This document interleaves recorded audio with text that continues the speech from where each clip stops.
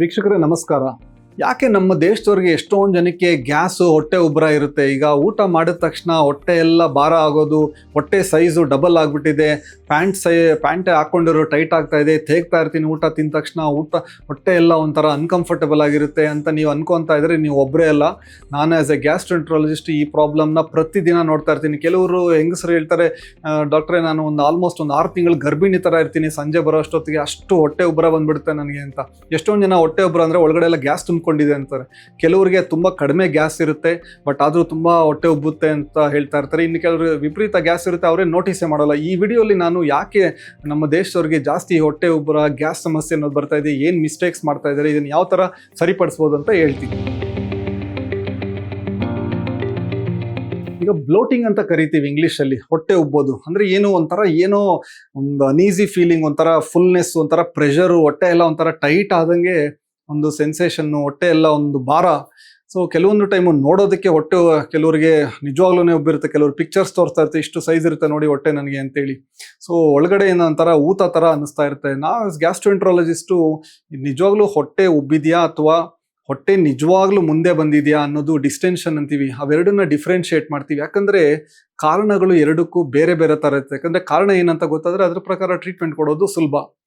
So ಈಗ ಕೆಲವರು ಹೊಟ್ಟೆ ನನಗೆ ಉಬ್ಬಿದೆ ಅಂತಾರೆ, ಬಟ್ ಹೊಟ್ಟೆ ಫ್ಲಾಟ್ ಆಗೇ ಇರುತ್ತೆ, ಅದು ಅವ್ರಿಗೆ ಹೆವಿನೆಸ್ ಇರುತ್ತೆ. ಈಗ ಮೇಯ್ನ್ ಕಾರಣ ನಾನು ನೋಡೋದು ನನ್ನ ಕ್ಲಿನಿಕಲ್ ಪ್ರಾಕ್ಟೀಸಲ್ಲಿ ಅವರು ತಿನ್ನೋ ಆಹಾರದಿಂದ ಅಲ್ಲ, ಅದನ್ನು ಯಾವ ಥರ ಆಹಾರನ ತಿಂತಾ ಇದ್ದಾರೆ ಅಂತ. ಕೆಲವರು ಗಬಗಬ ಅಂತ ತುಂಬ ಫಾಸ್ಟಾಗಿ ಊಟ ಮಾಡೋಕ್ಕೆ ಸ್ಟಾರ್ಟ್ ಮಾಡ್ತಾರೆ. ಒಂದು 10 ನಿಮಿಷ 5 ನಿಮಿಷದಲ್ಲೇ ಊಟನ ಮುಗಿಸ್ಬಿಟ್ಟಿರ್ತಾರೆ. ಫಾಸ್ಟಾಗಿ ಊಟ ಮಾಡಿದಾಗ ಬೇಗ ಗಬಗಬ ಅಂತ ತಿಂದಾಗ ಏನಾಗುತ್ತೆ, ಗಾಳಿನ ನೀವು ಸೇವನೆ ಮಾಡ್ತಾ ಇರ್ತೀರ ಒಳಗಡೆ. ಈ ಗಾಳಿ ಒಳಗಡೆ ತಗೊಂಡಾಗೆಲ್ಲ ಹೊಟ್ಟೆ ಎಲ್ಲ ಉಬ್ಬಕ್ಕೆ ಸ್ಟಾರ್ಟ್ ಆಗುತ್ತೆ. ಸರಿಯಾಗಿ ಆಗಿದ್ದೇನೆ ಆಹಾರ ಒಳಗಡೆ ಹೋಗ್ಬಿಟ್ರೆ ಏನಾಗುತ್ತೆ, ಜಠರಕ್ಕೆ ಜಾಸ್ತಿ ಕೆಲಸ ಕೊಟ್ಟಂಗೆ ಆಗುತ್ತೆ. ಆಹಾರ ಜಾಸ್ತಿ ಹೊತ್ತು ಜಠರದಲ್ಲಿ ಕೂತಿರುತ್ತೆ, ಆಮೇಲೆ ಡೈಜೆಷನ್ನು ಅಷ್ಟು ಎಫಿಷಿಯೆಂಟ್ ಆಗಿರೋದಿಲ್ಲ. ಸೊ ನಮ್ಮ ಜಠರಕ್ಕೆ 20 ನಿಮಿಷ ಬೇಕು ಬ್ರೈನ್ಗೆ ಸಿಗ್ನಲ್ ಕೊಡೋಕ್ಕೆ, ಅದರಲ್ಲಿ ಹೊಟ್ಟೆ ತುಂಬ ಆಹಾರ ಬಂದಿದೆ ಅಂತ ಹೇಳಿಕ್ಕೆ. ತುಂಬ ಫಾಸ್ಟಾಗಿ ತಿಂದಾಗ ಒಂಥರ ಓವರ್ ಇಟ್ ಜಾಸ್ತಿ ತಿಂದ್ಬಿಡ್ತಾರೆ, ಸ್ಟಮಕ್ ಎಲ್ಲ ಒಂಥರ ಸ್ಟ್ರೆಚ್ ಆಗಿ ಹೆವಿನೆಸ್ಸು, ಆ ಬ್ಲೋಟಿಂಗ್ ಥರ ಆಗ್ತಾ ಇರುತ್ತೆ. ಸೊ ಸ್ವಲ್ಪ ಟೈಮ್ ತೊಗೊಂಡು ಚೆನ್ನಾಗಿ ಅಗದು, ಆಮೇಲೆ ತಿಂತಾ ಇರ್ಬೇಕಾದ್ರೆ ಜಾಸ್ತಿ ಮಾತಾಡೋದೆಲ್ಲ ಮಾಡಬಾರ್ದು. ಒಂದು 20 ನಿಮಿಷ ಒಂದು ಒಳ್ಳೆ ಸಮತೋಲನ ಆಹಾರನ ಎಂಜಾಯ್ ಮಾಡಬೇಕಂದ್ರೆ ಒಂದು 20 ಮಿನಿಟ್ಸ್ ಟೈಮ್ ಇಟ್ಕೊಂಡು ಊಟ ಮಾಡಬೇಕಾಗುತ್ತೆ. ಎರಡನೇದಾಗಿ ನಮ್ಮ ಈ ಗಟ್ ಬ್ಯಾಕ್ಟೀರಿಯಾ ಅಂತೀವಲ್ಲ, ನಮ್ಮ ಕರಳಲ್ಲಿ ಕೋಟ್ಯಾಂತರ ಬ್ಯಾಕ್ಟೀರಿಯಾ ಇದೆ, ನಮ್ಮ ಡೈಜೆಷನ್ಗೆ ಬೇಕದು. ಈ ಬ್ಯಾಕ್ಟೀರಿಯಾ ಕೆಲವೊಂದು ನಾವು ತಿನ್ನೋ ಫುಡ್ಸ್ನೆಲ್ಲ ಫರ್ಮೆಂಟ್ ಮಾಡಿ ಕಾರ್ಬೋಹೈಡ್ರೇಟ್ಸ್ನ hydrogen gas, methane gas, carbon dioxide gas ಈ ಥರ ಎಲ್ಲ ರಿಲೀಸ್ ಮಾಡ್ತಾರೆ. ಇದೆಲ್ಲ ನಾರ್ಮಲ್, ಇದೆ, ಎಲ್ಲರಿಗೂ ಆಗುತ್ತೆ. ಕೆಲವೊಂದು ಫುಡ್ಸು ಕೆಲವರಿಗೆ ಸ್ವಲ್ಪ ಜಾಸ್ತಿ ಫರ್ಮೆಂಟ್ ಆಗ್ತಾ ಇರುತ್ತೆ. ಈರುಳ್ಳಿ, ಬೆಳ್ಳುಳ್ಳಿ, ಕಡಲೆ, ರಾಜ್ಮಾ, ಆಮೇಲೆ ಬೀನ್ಸು, ಕೆಲವೊಂದು ಹಣ್ಣುಗಳು, ಈ ಮಾವಿನ ಹಣ್ಣು, ವಾಟರ್ ಮೆಲನ್ನು, ಈ ಕಲ್ಲಂಗಡಿ ಹಣ್ಣು, ಆಮೇಲೆ ದ್ರಾಕ್ಷಿ, ಇಂಥವೆಲ್ಲ. ಇನ್ನು ಕೆಲವರಿಗೆ ಗೋಧಿ ತಿಂದರೂ ಆಗೋದಿಲ್ಲ. ಸೊ ಇವೆಲ್ಲ ಒಂದು ಕಾರ್ಬೋಹೈಡ್ರೇಟ್ಸು, ಕೆಲವೊಂದು ಫಾಡ್ ಮ್ಯಾಪ್ಸ್ ಅಂತ ಕರಿತೀವಿ. ಅಂದರೆ ಕೆಲವರಿಗೆ ಈ ಥರ ಫುಡ್ಸು ಅವರ ಒಂದು ಕರಳಲ್ಲಿ ಸರಿಯಾಗಿ ಅಬ್ಸಾರ್ಪ್ಷನ್ ಆಗೋದಿಲ್ಲ. ಅದು ಅನ್ಹೆಲ್ತಿ ಅಂತಲ್ಲ, ಎಷ್ಟೊಂದು ಜನ ಇದನ್ನೆಲ್ಲ ತಿಂತಾರೆ, ಫಸ್ಟ್ ಕ್ಲಾಸ್ ಆಗಿರ್ತಾರೆ. ಸೊ ಅವರು ತಲೆ ಕೆಡಿಸ್ಕೊಳ್ಳೋಂಗಿಲ್ಲ. ಯಾರಿಗೆ ಅದು ಆ ಥರದ ಕೆಲವೊಂದು ಫುಡ್ಸು ಸಮಸ್ಯೆ ಕೊಡ್ತಾ ಇದೆ ಅಂದರೆ ಅವ್ರಿಗೆ ಡೈಜೆಷನ್ನು ಸ್ವಲ್ಪ ಡಿಫ್ರೆಂಟ್ ಆಗಿರುತ್ತೆ. ಎಷ್ಟೊಂದು ನನ್ನ ಪೇಷಂಟ್ಸ್ ನೋಡ್ತೀನಿ, ಕೆಲವೊಂದು ಟೈಮ್ ಎಕ್ಸಾಕ್ಟಾಗಿ ಯಾವ ಒಂದು ಆಹಾರ ಅವ್ರ ಸಿಮ್ಟಮ್ಸ್ನ, ಹೊಟ್ಟೆಯಲ್ಲಿ ಗ್ಯಾಸು, ಈ ಹೊಟ್ಟೆ ಉಬ್ಬರ ಅನ್ನೋದನ್ನ ಟ್ರಿಗರ್ ಮಾಡ್ತಾ ಅದನ್ನ ಎಲಿಮಿನೇಟ್ ಮಾಡಿಬಿಟ್ರೆ ಆರಾಮಾಗಿರ್ತಾರೆ. ಮೂರನೇದಾಗಿ ಮಲಬದ್ಧತೆ. ಎಷ್ಟೊಂದು ಜನಕ್ಕೆ ಈ ಹೊಟ್ಟೆ ಉಬ್ಬೋದು, ಗ್ಯಾಸ್ ಮಲಬದ್ಧತೆಯಿಂದ ಆಗ್ತಾ ಇರುತ್ತೆ. ಯಾಕಂದರೆ ಕರಳಲ್ಲಿ ಒಳಗಡೆ ಮಲ ಜಾಸ್ತಿ ಹೊತ್ತು ಕೂತಂಗೆ ಅಲ್ಲಿರೋ ಕೋಟ್ಯಾಂತರ ಬ್ಯಾಕ್ಟೀರಿಯಾ ಇರುತ್ತಲ್ಲ, ಅದರಿಂದ ಫರ್ಮೆಂಟೇಷನ್ ಆಗ್ತಾ ಇರುತ್ತೆ. ಫರ್ಮೆಂಟೇಷನ್ ಜಾಸ್ತಿ ಹೊತ್ತು ಆದಾಗ ಗ್ಯಾಸು ಜಾಸ್ತಿ ಉತ್ಪತ್ತಿ ಆಗುತ್ತೆ. ಒಳಗಡೆ ಕರಳಲ್ಲಿ ಗ್ಯಾಸ್ ಜಾಸ್ತಿ ಉತ್ಪತ್ತಿ ಆದರೆ ಕರಳೆಲ್ಲ ಒಂಥರ ಸ್ಟ್ರೆಚ್ ಆಗುತ್ತೆ, ಬಲೂನ್ ಥರ ಊದ್ಕೊಳ್ಳೋಕ್ಕೆ. ಹೊಟ್ಟೆ ಎಲ್ಲ ಒಂಥರ ಅನ್ಕಂಫರ್ಟೇಬಲ್ಲು, ಹೊಟ್ಟೆ ಊದ್ಕೊಳ್ಳೋದಾಗ್ತಾ ಇರುತ್ತೆ. ಕೆಲವರು ನಾನು ಮೋಷನ್ ಡೈಲಿ ಪಾಸ್ ಮಾಡ್ತೀನಿ ಡಾಕ್ಟ್ರೆ, ನನಗೇನು ಮಲಬದ್ಧತೆ ಇಲ್ಲ ಅಂತಾರೆ. ಮಲಬದ್ಧತೆ ಅಂದರೆ ಬರೀ ಡೈಲಿ ಮೋಷನ್ ಹೋಗೋದು ಅಂತಲ್ಲ, ತುಂಬ ಗಟ್ಟಿ ಮೋಷನ್ ಹೋಗ್ತಾ ಇದ್ದಾರೆ. ಕೆಲವರು ಕುರಿ ಇಕ್ಕೆ ಥರ ಮೋಷನ್ ಮಾಡ್ತಾ ಇರ್ತಾರೆ.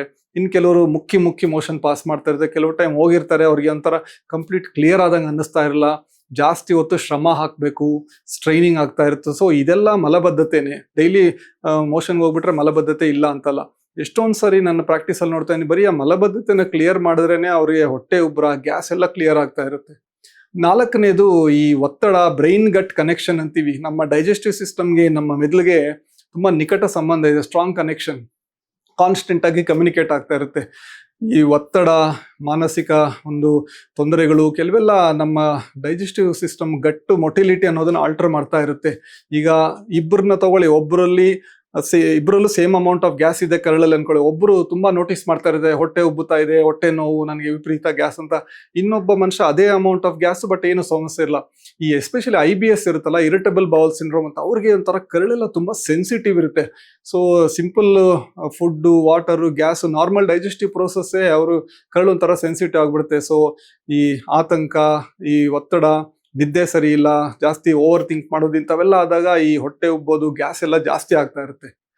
5ನೇ ಕಾರಣ ಏನಂದ್ರೆ, ಕೆಲವರಿಗೆ ನಿಜವಾಗ್ಲೂ ಮೆಡಿಕಲ್ ಪ್ರಾಬ್ಲಮ್ಸ್ ಇರುತ್ತೆ. ಈಗ ಪದೇ ಪದೇ ಹೊಟ್ಟೆ ಎಲ್ಲ ಉಬ್ಬುತ್ತಾ ಇದೆ ಅಂದಾಗ ಅದನ್ನ ಇಗ್ನೋರ್ ಮಾಡಬಾರ್ದು. ಸಿಂಪಲ್ ಗ್ಯಾಸ್ಟ್ರಿಕ್ ಎಲ್ಲರಿಗೂ ಇರುತ್ತೆ ಅಂತ ಹೇಳ್ಬಿಟ್ಟು.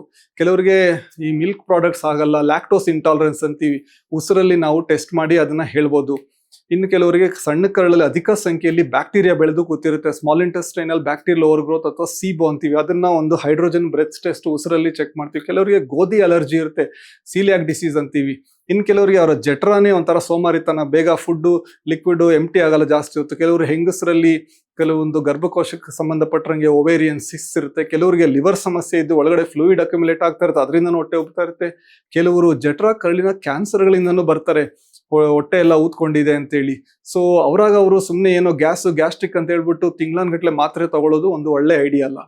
ನನ್ನ ಪೇಷಂಟ್ಸ್ಗೆ ನಾನು ಒಂದು 5 ಸಿಂಪಲ್ ಟಿಪ್ಸ್ ಏನು ಕೊಡ್ತೀನಿ ಹೊಟ್ಟೆ ಗ್ಯಾಸ್ ಇದೆಲ್ಲ ಕಡಿಮೆ ಮಾಡ್ಬೇಕಂದ್ರೆ, ಮೊದಲನೇದಾಗಿ ಒಂದು 20 ನಿಮಿಷ ಟೈಮ್ ತಗೊಂಡು ಚೆನ್ನಾಗಿ ಅಗದು ಆಹಾರ ತಿನ್ಬೇಕು. ತುಂಬಾ ಓವರ್ ಈಟ್ ಮಾಡಬಾರ್ದು, ಜಾಸ್ತಿ ದೊಡ್ಡ ಪೋರ್ಷನ್ ಆಫ್ ಫುಡ್ನ ತಿನ್ಬಾರ್ದು. ಯಾಕಂದ್ರೆ ಜಠರನ ಸ್ಟ್ರೆಚ್ ಮಾಡಿ ನಿಮಗೆ ಡಿಸ್ಕಂಫರ್ಟು, ಹೊಟ್ಟೆ ಒಂಥರ ಎಲ್ಲ ಅನೀಸಿನೆಸ್ ಕೊಡುತ್ತೆ. 2ನೇದಾಗಿ ಒಂದು 15-20 ನಿಮಿಷ ಮಧ್ಯಾಹ್ನ ಊಟ, ರಾತ್ರಿ ಊಟ ಆದ್ಮೇಲೆ ಒಂದು ವಾಕ್ ಮಾಡಿ. ತುಂಬಾ ಫಾಸ್ಟ್ ವಾಕಿಂಗ್ ಬೇಡ, ಲೈಟ್ ಆಕ್ಟಿವಿಟಿ ಮಾಡಿದ್ರು ನಮ್ಮ ಕರಳಿನ ಮೂವ್ಮೆಂಟ್ನ ಸ್ಟಿಮ್ಯುಲೇಟ್ ಮಾಡುತ್ತೆ.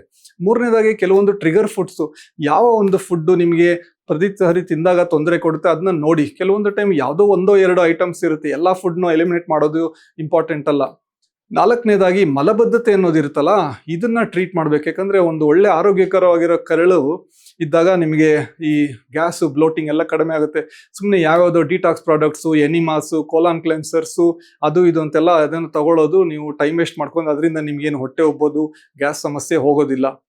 ಈ ಹೊಟ್ಟೆ ಉಬ್ಬೋದು, ಬ್ಲೋಟಿಂಗ್ ಅನ್ನೋದು ಅದೊಂದು ರೋಗ ಅಲ್ಲ, ಅದು ಒಂದು ರೋಗ ಲಕ್ಷಣೆ. ಕೆಲವರಿಗೆ ಸುಮ್ಮನೆ ಜೀವನ ಶೈಲಿಯಿಂದ ಆಗ್ತಾ ಇರುತ್ತೆ, ಇನ್ನು ಕೆಲವರಿಗೆ ಒಳಗಡೆ ನಿಜವಾಗ್ಲೂ ಜಠರದಲ್ಲೋ ಕರಳಲ್ಲೋ ಬೇರೆ ಏನೋ ಸಮಸ್ಯೆ ಇರುತ್ತೆ.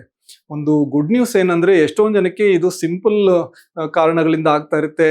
ಅದನ್ನ ನೋಡಿ ಪ್ರಾಪರ್ ಆಗಿ ಈಸಿಯಾಗಿ ಟ್ರೀಟ್ ಮಾಡ್ಬೋದು. ಪ್ರತಿದಿನ ನನಗೆ ಹೊಟ್ಟೆ ಉಬ್ಬುತ್ತಾ ಇದೆ, ಹೊಟ್ಟೆ ಭಾರ ಇದೆ, ಗ್ಯಾಸ್ಟ್ರಿಕ್ ಮಾತ್ರೆ ತಗೊತಾ ಇದ್ದೀನಿ, ಹೋಮ್ ರೆಮಿಡೀಸ್ ಎಲ್ಲ ತರ ತಗೊಂಡು ನನ್ನ ಜೀವನ ಶೈಲಿ ಎಲ್ಲ ಚೆನ್ನಾಗಿದೆ, ಇನ್ನೂ ಸಮಸ್ಯೆ ಆಗ್ತಾ ಇದೆ ಅಂದಾಗ ಅದಕ್ಕೆ ನಾವು ಕಾರಣ ಹುಡುಕ್ತೀವಿ. ಅದಕ್ಕೋಸ್ಕರ ಆಗ ನೀವು ಒಂದು ಮೆಡಿಕಲ್ ಗ್ಯಾಸ್ಟ್ರೋಎಂಟ್ರಾಲಜಿಸ್ಟ್ ಹತ್ರ ಒಂದು ಅಪಾಯಿಂಟ್ಮೆಂಟ್ ತಗೊಂಡು ಅವ್ರ ಹತ್ರ ಡಿಸ್ಕಸ್ ಮಾಡಿ. ಈ ವಿಡಿಯೋನ ದಯವಿಟ್ಟು ಬೇರೆಯವ್ರ ಹತ್ರ ಶೇರ್ ಮಾಡ್ಕೊಳ್ಳಿ. ಈ ಚಾನೆಲ್ಗೆ ಸಬ್ಸ್ಕ್ರೈಬ್ ಮಾಡ್ಕೊಳ್ಳಿ. ಎಲ್ಲ ತರದ್ದು ಡೈಜೆಸ್ಟಿವ್ ಹೆಲ್ತ್ ಮಾಹಿತಿನ ಬ್ಯಾಂಗ್ಳೂರ್ ಗ್ಯಾಸ್ಟ್ರೋ ಸೆಂಟರ್ ಹಾಸ್ಪಿಟಲ್ ಕಡೆಯಿಂದ ನಾವು ಹಾಕ್ತಾ ಇರ್ತೀವಿ. ಧನ್ಯವಾದ.